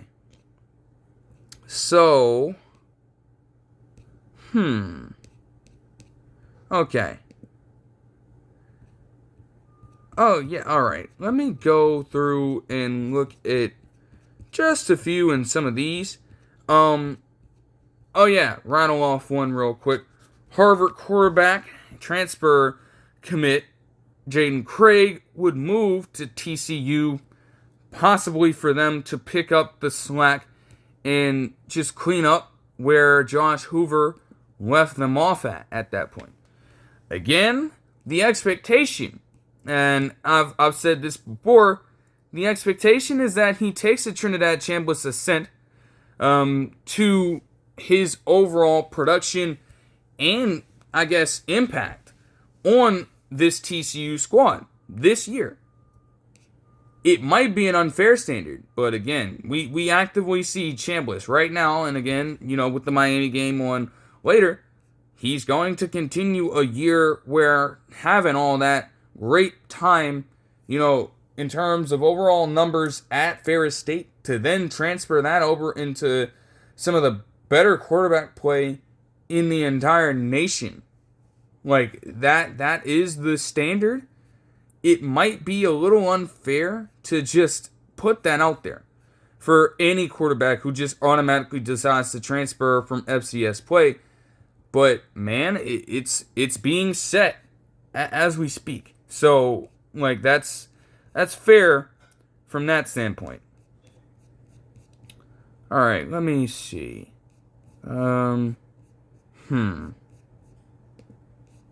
you got a lot of different things ramping up here. But there are some to go back that make sense. Non-story here, by the way. Wake Forest would pick up Gio Lopez from North Carolina. Do what you will with that. Do what you will with that. Same thing here. Davis Warren, quarterback for Michigan, would transfer to Stanford. That's your move, Stanford. Again, as I said when I saw that, if y'all don't fucking call up the numbers of some of these highly recruited quarterbacks, man, get your hands on some better players out here. With the struggles that you've had at that position over the past few years, your goal in that situation would be to get Davis Warren. Now, the story of Davis Warren, again, with him, overcoming cancer as a player, if I'm not mistaken, and still working to be a contributing player in college football is commendable. However, when it comes to on-field play, he doesn't have enough of the experience, and he has not performed to a great level as a player. So I just don't understand from that point why Stanford would decide to give him that opportunity. It does do good for Davis Warren to be the de facto guy in that scenario, But it's like, really? Are we really doing this right now? I'm not too sure about it. And I don't want to make this all about quarterbacks, but bro, Malachi Nelson entered the transfer portal again. What's new? What's new there? Like, holy fucking shit. Just think, like, this man was so hyped up between, different overtime events and everything like that coming out of high school. And this man has struggled mightily. Like, as I was saying, at least with DJ Lagway, even if people want to call him trash, they can say that he performed, bro. They can say that he was playing. This man, Malachi Nelson, dude, he goes and gets selected at USC, or commits there, okay? He loses the starting job to Miller Moss. He transfers to Boise State. He loses the starting job to Maddox Matson. And then he has the gall to enter the transfer portal again, go to UTEP last season. And in a first true appearance for him, okay, despite being a redshirt sophomore at this point, at the age of 22 already, the man had fucking 1,163 passing yards, 8 touchdowns, and 9 interceptions on the season on just 54.7% completion percentage. If I had, like, just a good understanding of overall stats from elsewhere across the country, for a starting caliber quarterback, this has to be one of the worst in-season performances. And again, he only played 6 games. My estimation is that he was probably benched after this point of time. And it says a lot. They still think highly of the man. He is still a 5-star prospect, according to this. Still. It's just like, oh my, like, when the hell, this has gotta just take a step up, because I, for the life of me, do not get it when it comes to Malachi Nelson specifically, man. It's so crazy. It is quite the situation to look into. Goodness gracious. Alright. Let's see if there are like a couple more that I'm willing to look into as I reach near the 1 hour 45 minute mark. And I'd probably wrap it up at that point. But again, no problem with doing it this way, and I'd probably, as more information comes out, be willing to do the same thing, because it's interesting to get an overall feel for this. And again, as I've mentioned, like, some of these moves as well give players an opportunity who, are coming from like lower end schools to get better opportunities at bigger programs. You have an interior offensive lineman who literally doesn't even have an available rating yet, but he transferred from Northern Arizona to East Carolina. That could be a quality player for them. You had a player in Jason Collins Jr., a running back, a 3-star running back from Morgan State, get all the way to USF. That's something to truly marvel at. Utah Tech would see one of their tight ends transfer to Oregon State, as I'm seeing here recently. And then some of the earlier moves, as I've mentioned as well, like Texas-Permian Basin would have a number of different guys enter major programs in the D1 FBS level. It's insane. Wayne Knight of JMU would transfer to UCLA with the Bob Chesney Jr. connection, and you're definitely seeing a little bit of that, although maybe not to the same extent at this particular point in time. But again, I might still be speaking too soon on that. Let me see. Keep on going through here. A player from Sioux Falls, a lineman, would transfer to Iowa State. In Caden Mass. Like, it's just again, there is good in this when you take that kind of opportunity into perspective for some of these other players. It's truly a nice thing to see. Jace Brown. This one is pretty damn good. Jace Brown, a wide receiver, formerly of K-State, 4-star, with his rating increasing since high school, would transfer to LSU and give them an instant weapon to look at in the Lane Kiffin era. If he could go off to that extent with the K-State games that I watched, okay, Avery Johnson is a scrambling beast.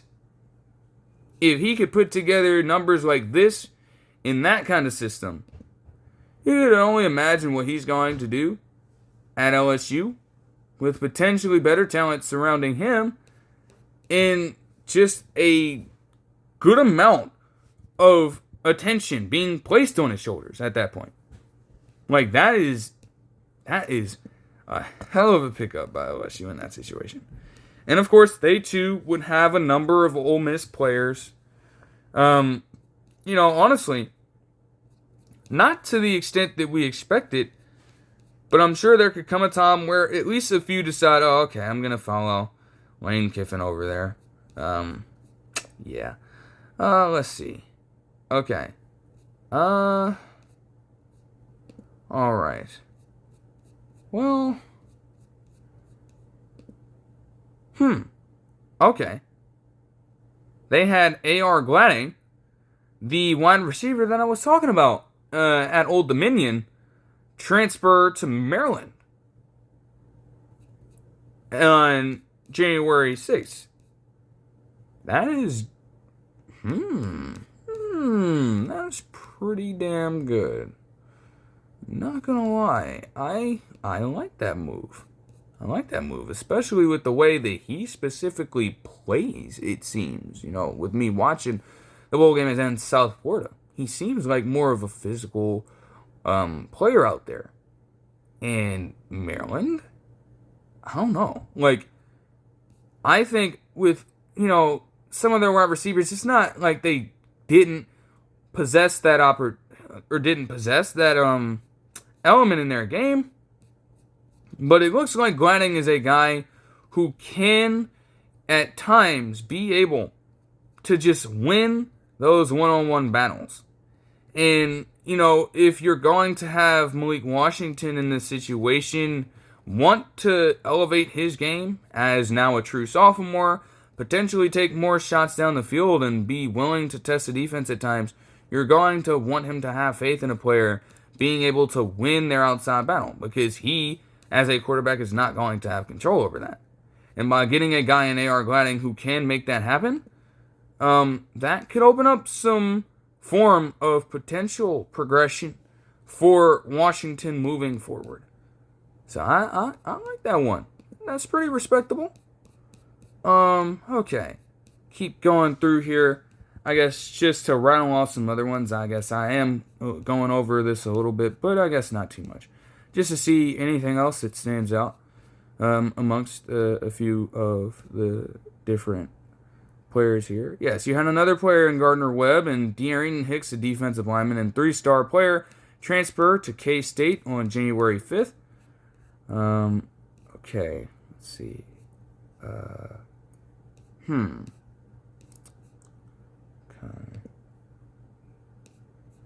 You had a few Washington State players move to Iowa State as well, of course, because of the Jimmy Rogers fee. It's fair play. It's fair play, man. Again, these are new experiences for these players, and if you have a chance to go to these unknown places while still having some form of a bond with people that you know in these spaces, you can't pass that opportunity up sometimes. That's the mindsets that some of these players are carrying out.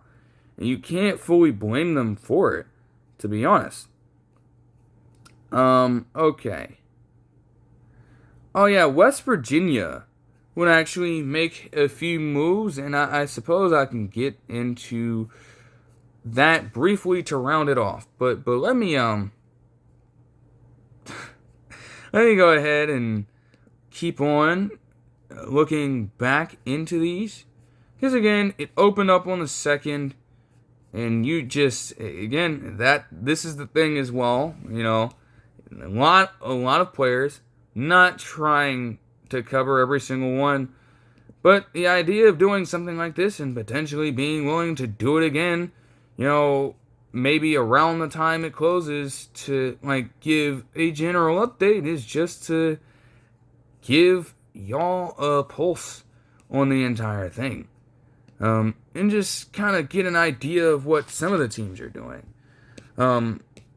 Hey, there's no problem with that from that perspective whatsoever. You had Bryce Stevenson, a Holy Cross defensive lineman and a 3-star, commit to Iowa on January 5th as well. Okay, let's see. All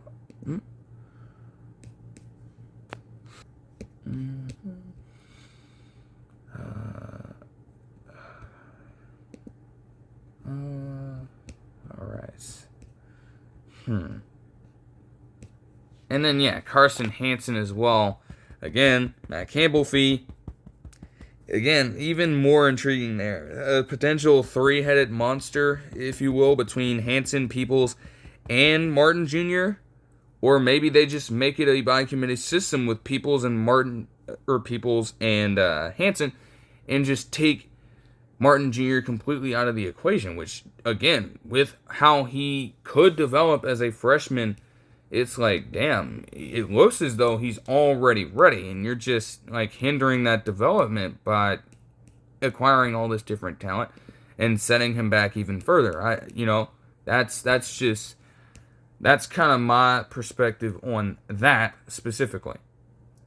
All right. Grand Valley State would see one of their edge rushers, a 3-star in Kamani Potts, move to Colorado State, who will be entering the Pac-12 next season. That should be incredibly interesting. Okay. All right. Just keep going here. Let's see.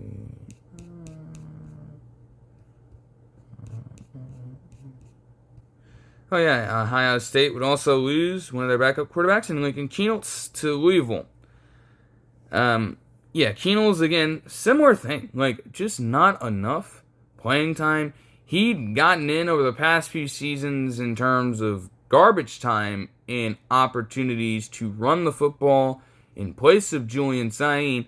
But aside from that, not really anything too substantial for the team. So, if he's getting that, but also intaking a lot of the offensive, tendencies and skill sets, and he can bring elements of that in his game to Louisville, that gives them yet another opportunity to capitalize on a hit from the transfer portal.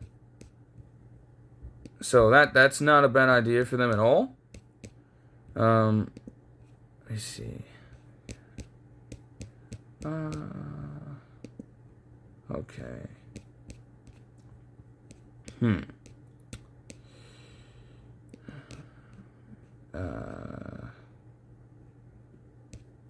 Yikes. By the way, they had that guy. UCF lost their guy in Fincher, the quarterback, to Michigan State. I guess you're damned if you do, you're damned if you don't. If Chiles didn't play that great, and you also saw some of the tape from Fincher last season, I don't know about that one. I don't know about that. I ain't even gonna lie, man. Whoa. That's really the move that you're taking? That's interesting, man. That's truly interesting, to say the least. But,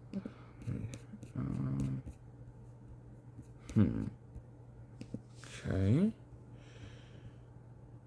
Oh, Colt Dietrich, a 4-star with a rating increasing since high school and an offensive tackle from Sam Houston State, transferred to Washington. Damn. On January 2nd, as is open. That's actually, damn, okay.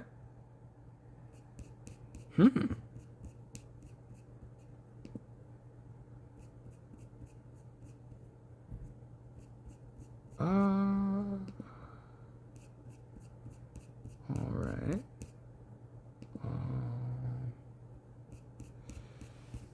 Yeah, a lot of this, I guess, would just say that players entered on this particular day. So I don't even have to do that. But, okay, I guess to cap it off, from that perspective, we'll just look really quickly at what West Virginia's done.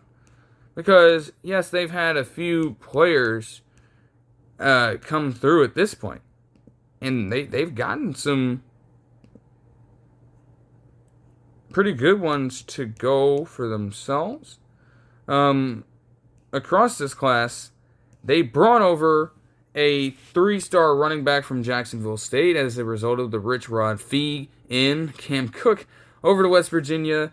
They also got Prince Strachan, a wide receiver, to commit from USC to West Virginia, and he stands at 6'5", 215.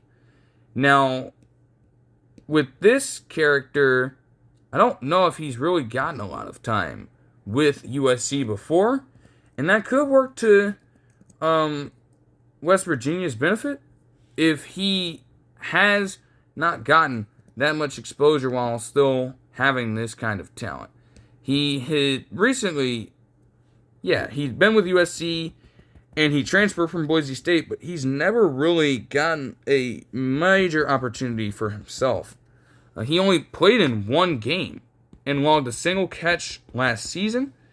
So there's a big risk that comes with that. And honestly, I'm sure, with a lot of the other wide receivers out there, I will say that they'd probably want someone a little more surefire than this. Especially with them losing a 4-star in Cam Vaughn, or at least being slated to, as far as we know at this point. You might want to get another guy in there, I will say. I could definitely caution that, but it's not the worst idea to try to build it back up.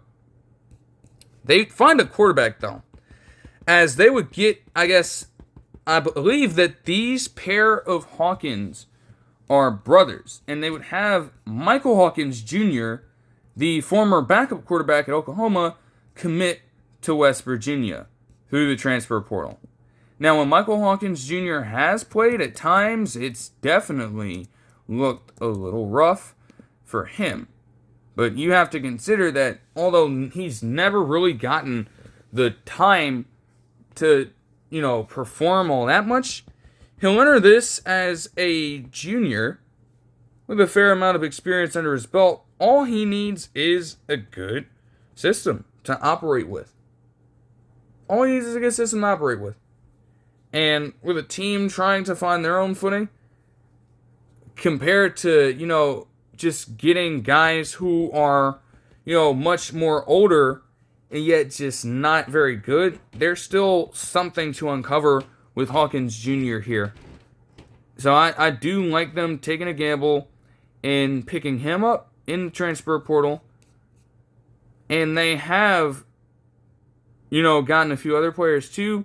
They got Loyola Blakefield, also of Texas-Permian Basin, a defensive lineman, to commit to West Virginia. They got a UNLV linebacker in Isaiah Patterson to commit.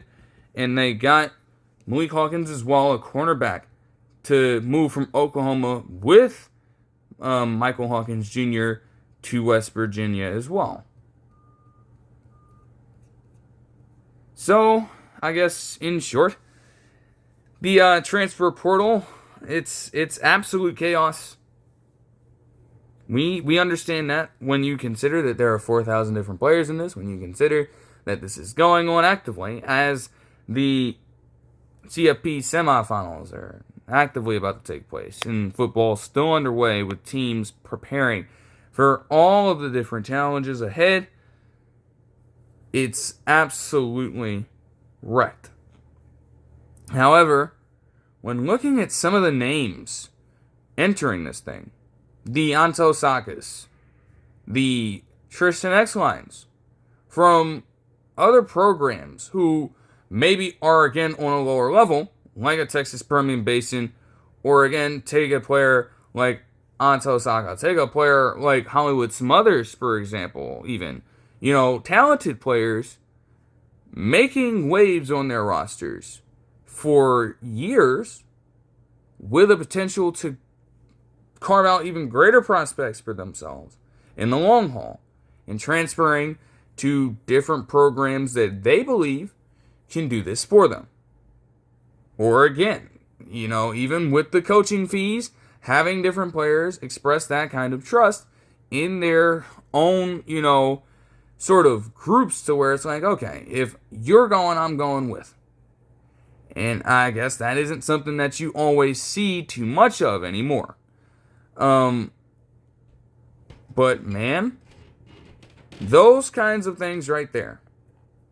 The ability to potentially one-up your own potential limits as a player and go to a program that fits your needs, that fits your skill set as a player, and, that can ultimately bring you through to get the most eyes on you as humanly possible for the chance to somehow, some way, with a small percentage of players that get through every year, make yourself NFL worthy. Even if people want to say, oh, it's all about the money. No, it's not all about the money for everybody. As ultimately, these decisions, whether you view them as good ones or bad ones, it now showcases a time where we have bestowed control in the players in terms of how they want to carve out their college careers. And for better or for worse, and with pending regulations potentially on the horizon, that is how it should be. That has been the goal for ages, since the initial O'Bannon trial went down. No longer is the continuous behind-the-scenes presence and the organization, all the members that make it up in terms of the overall structure of the NCAA, no longer do those guys have a say on whether or not I can get to my preferred destination. Within the confines of what they do allow, hey, there's a chance for me to go out and do it now, and I'm going to seize it, and I'm going to take it. That's the most important thing to understand when you think about these different player decisions. And at that point, man,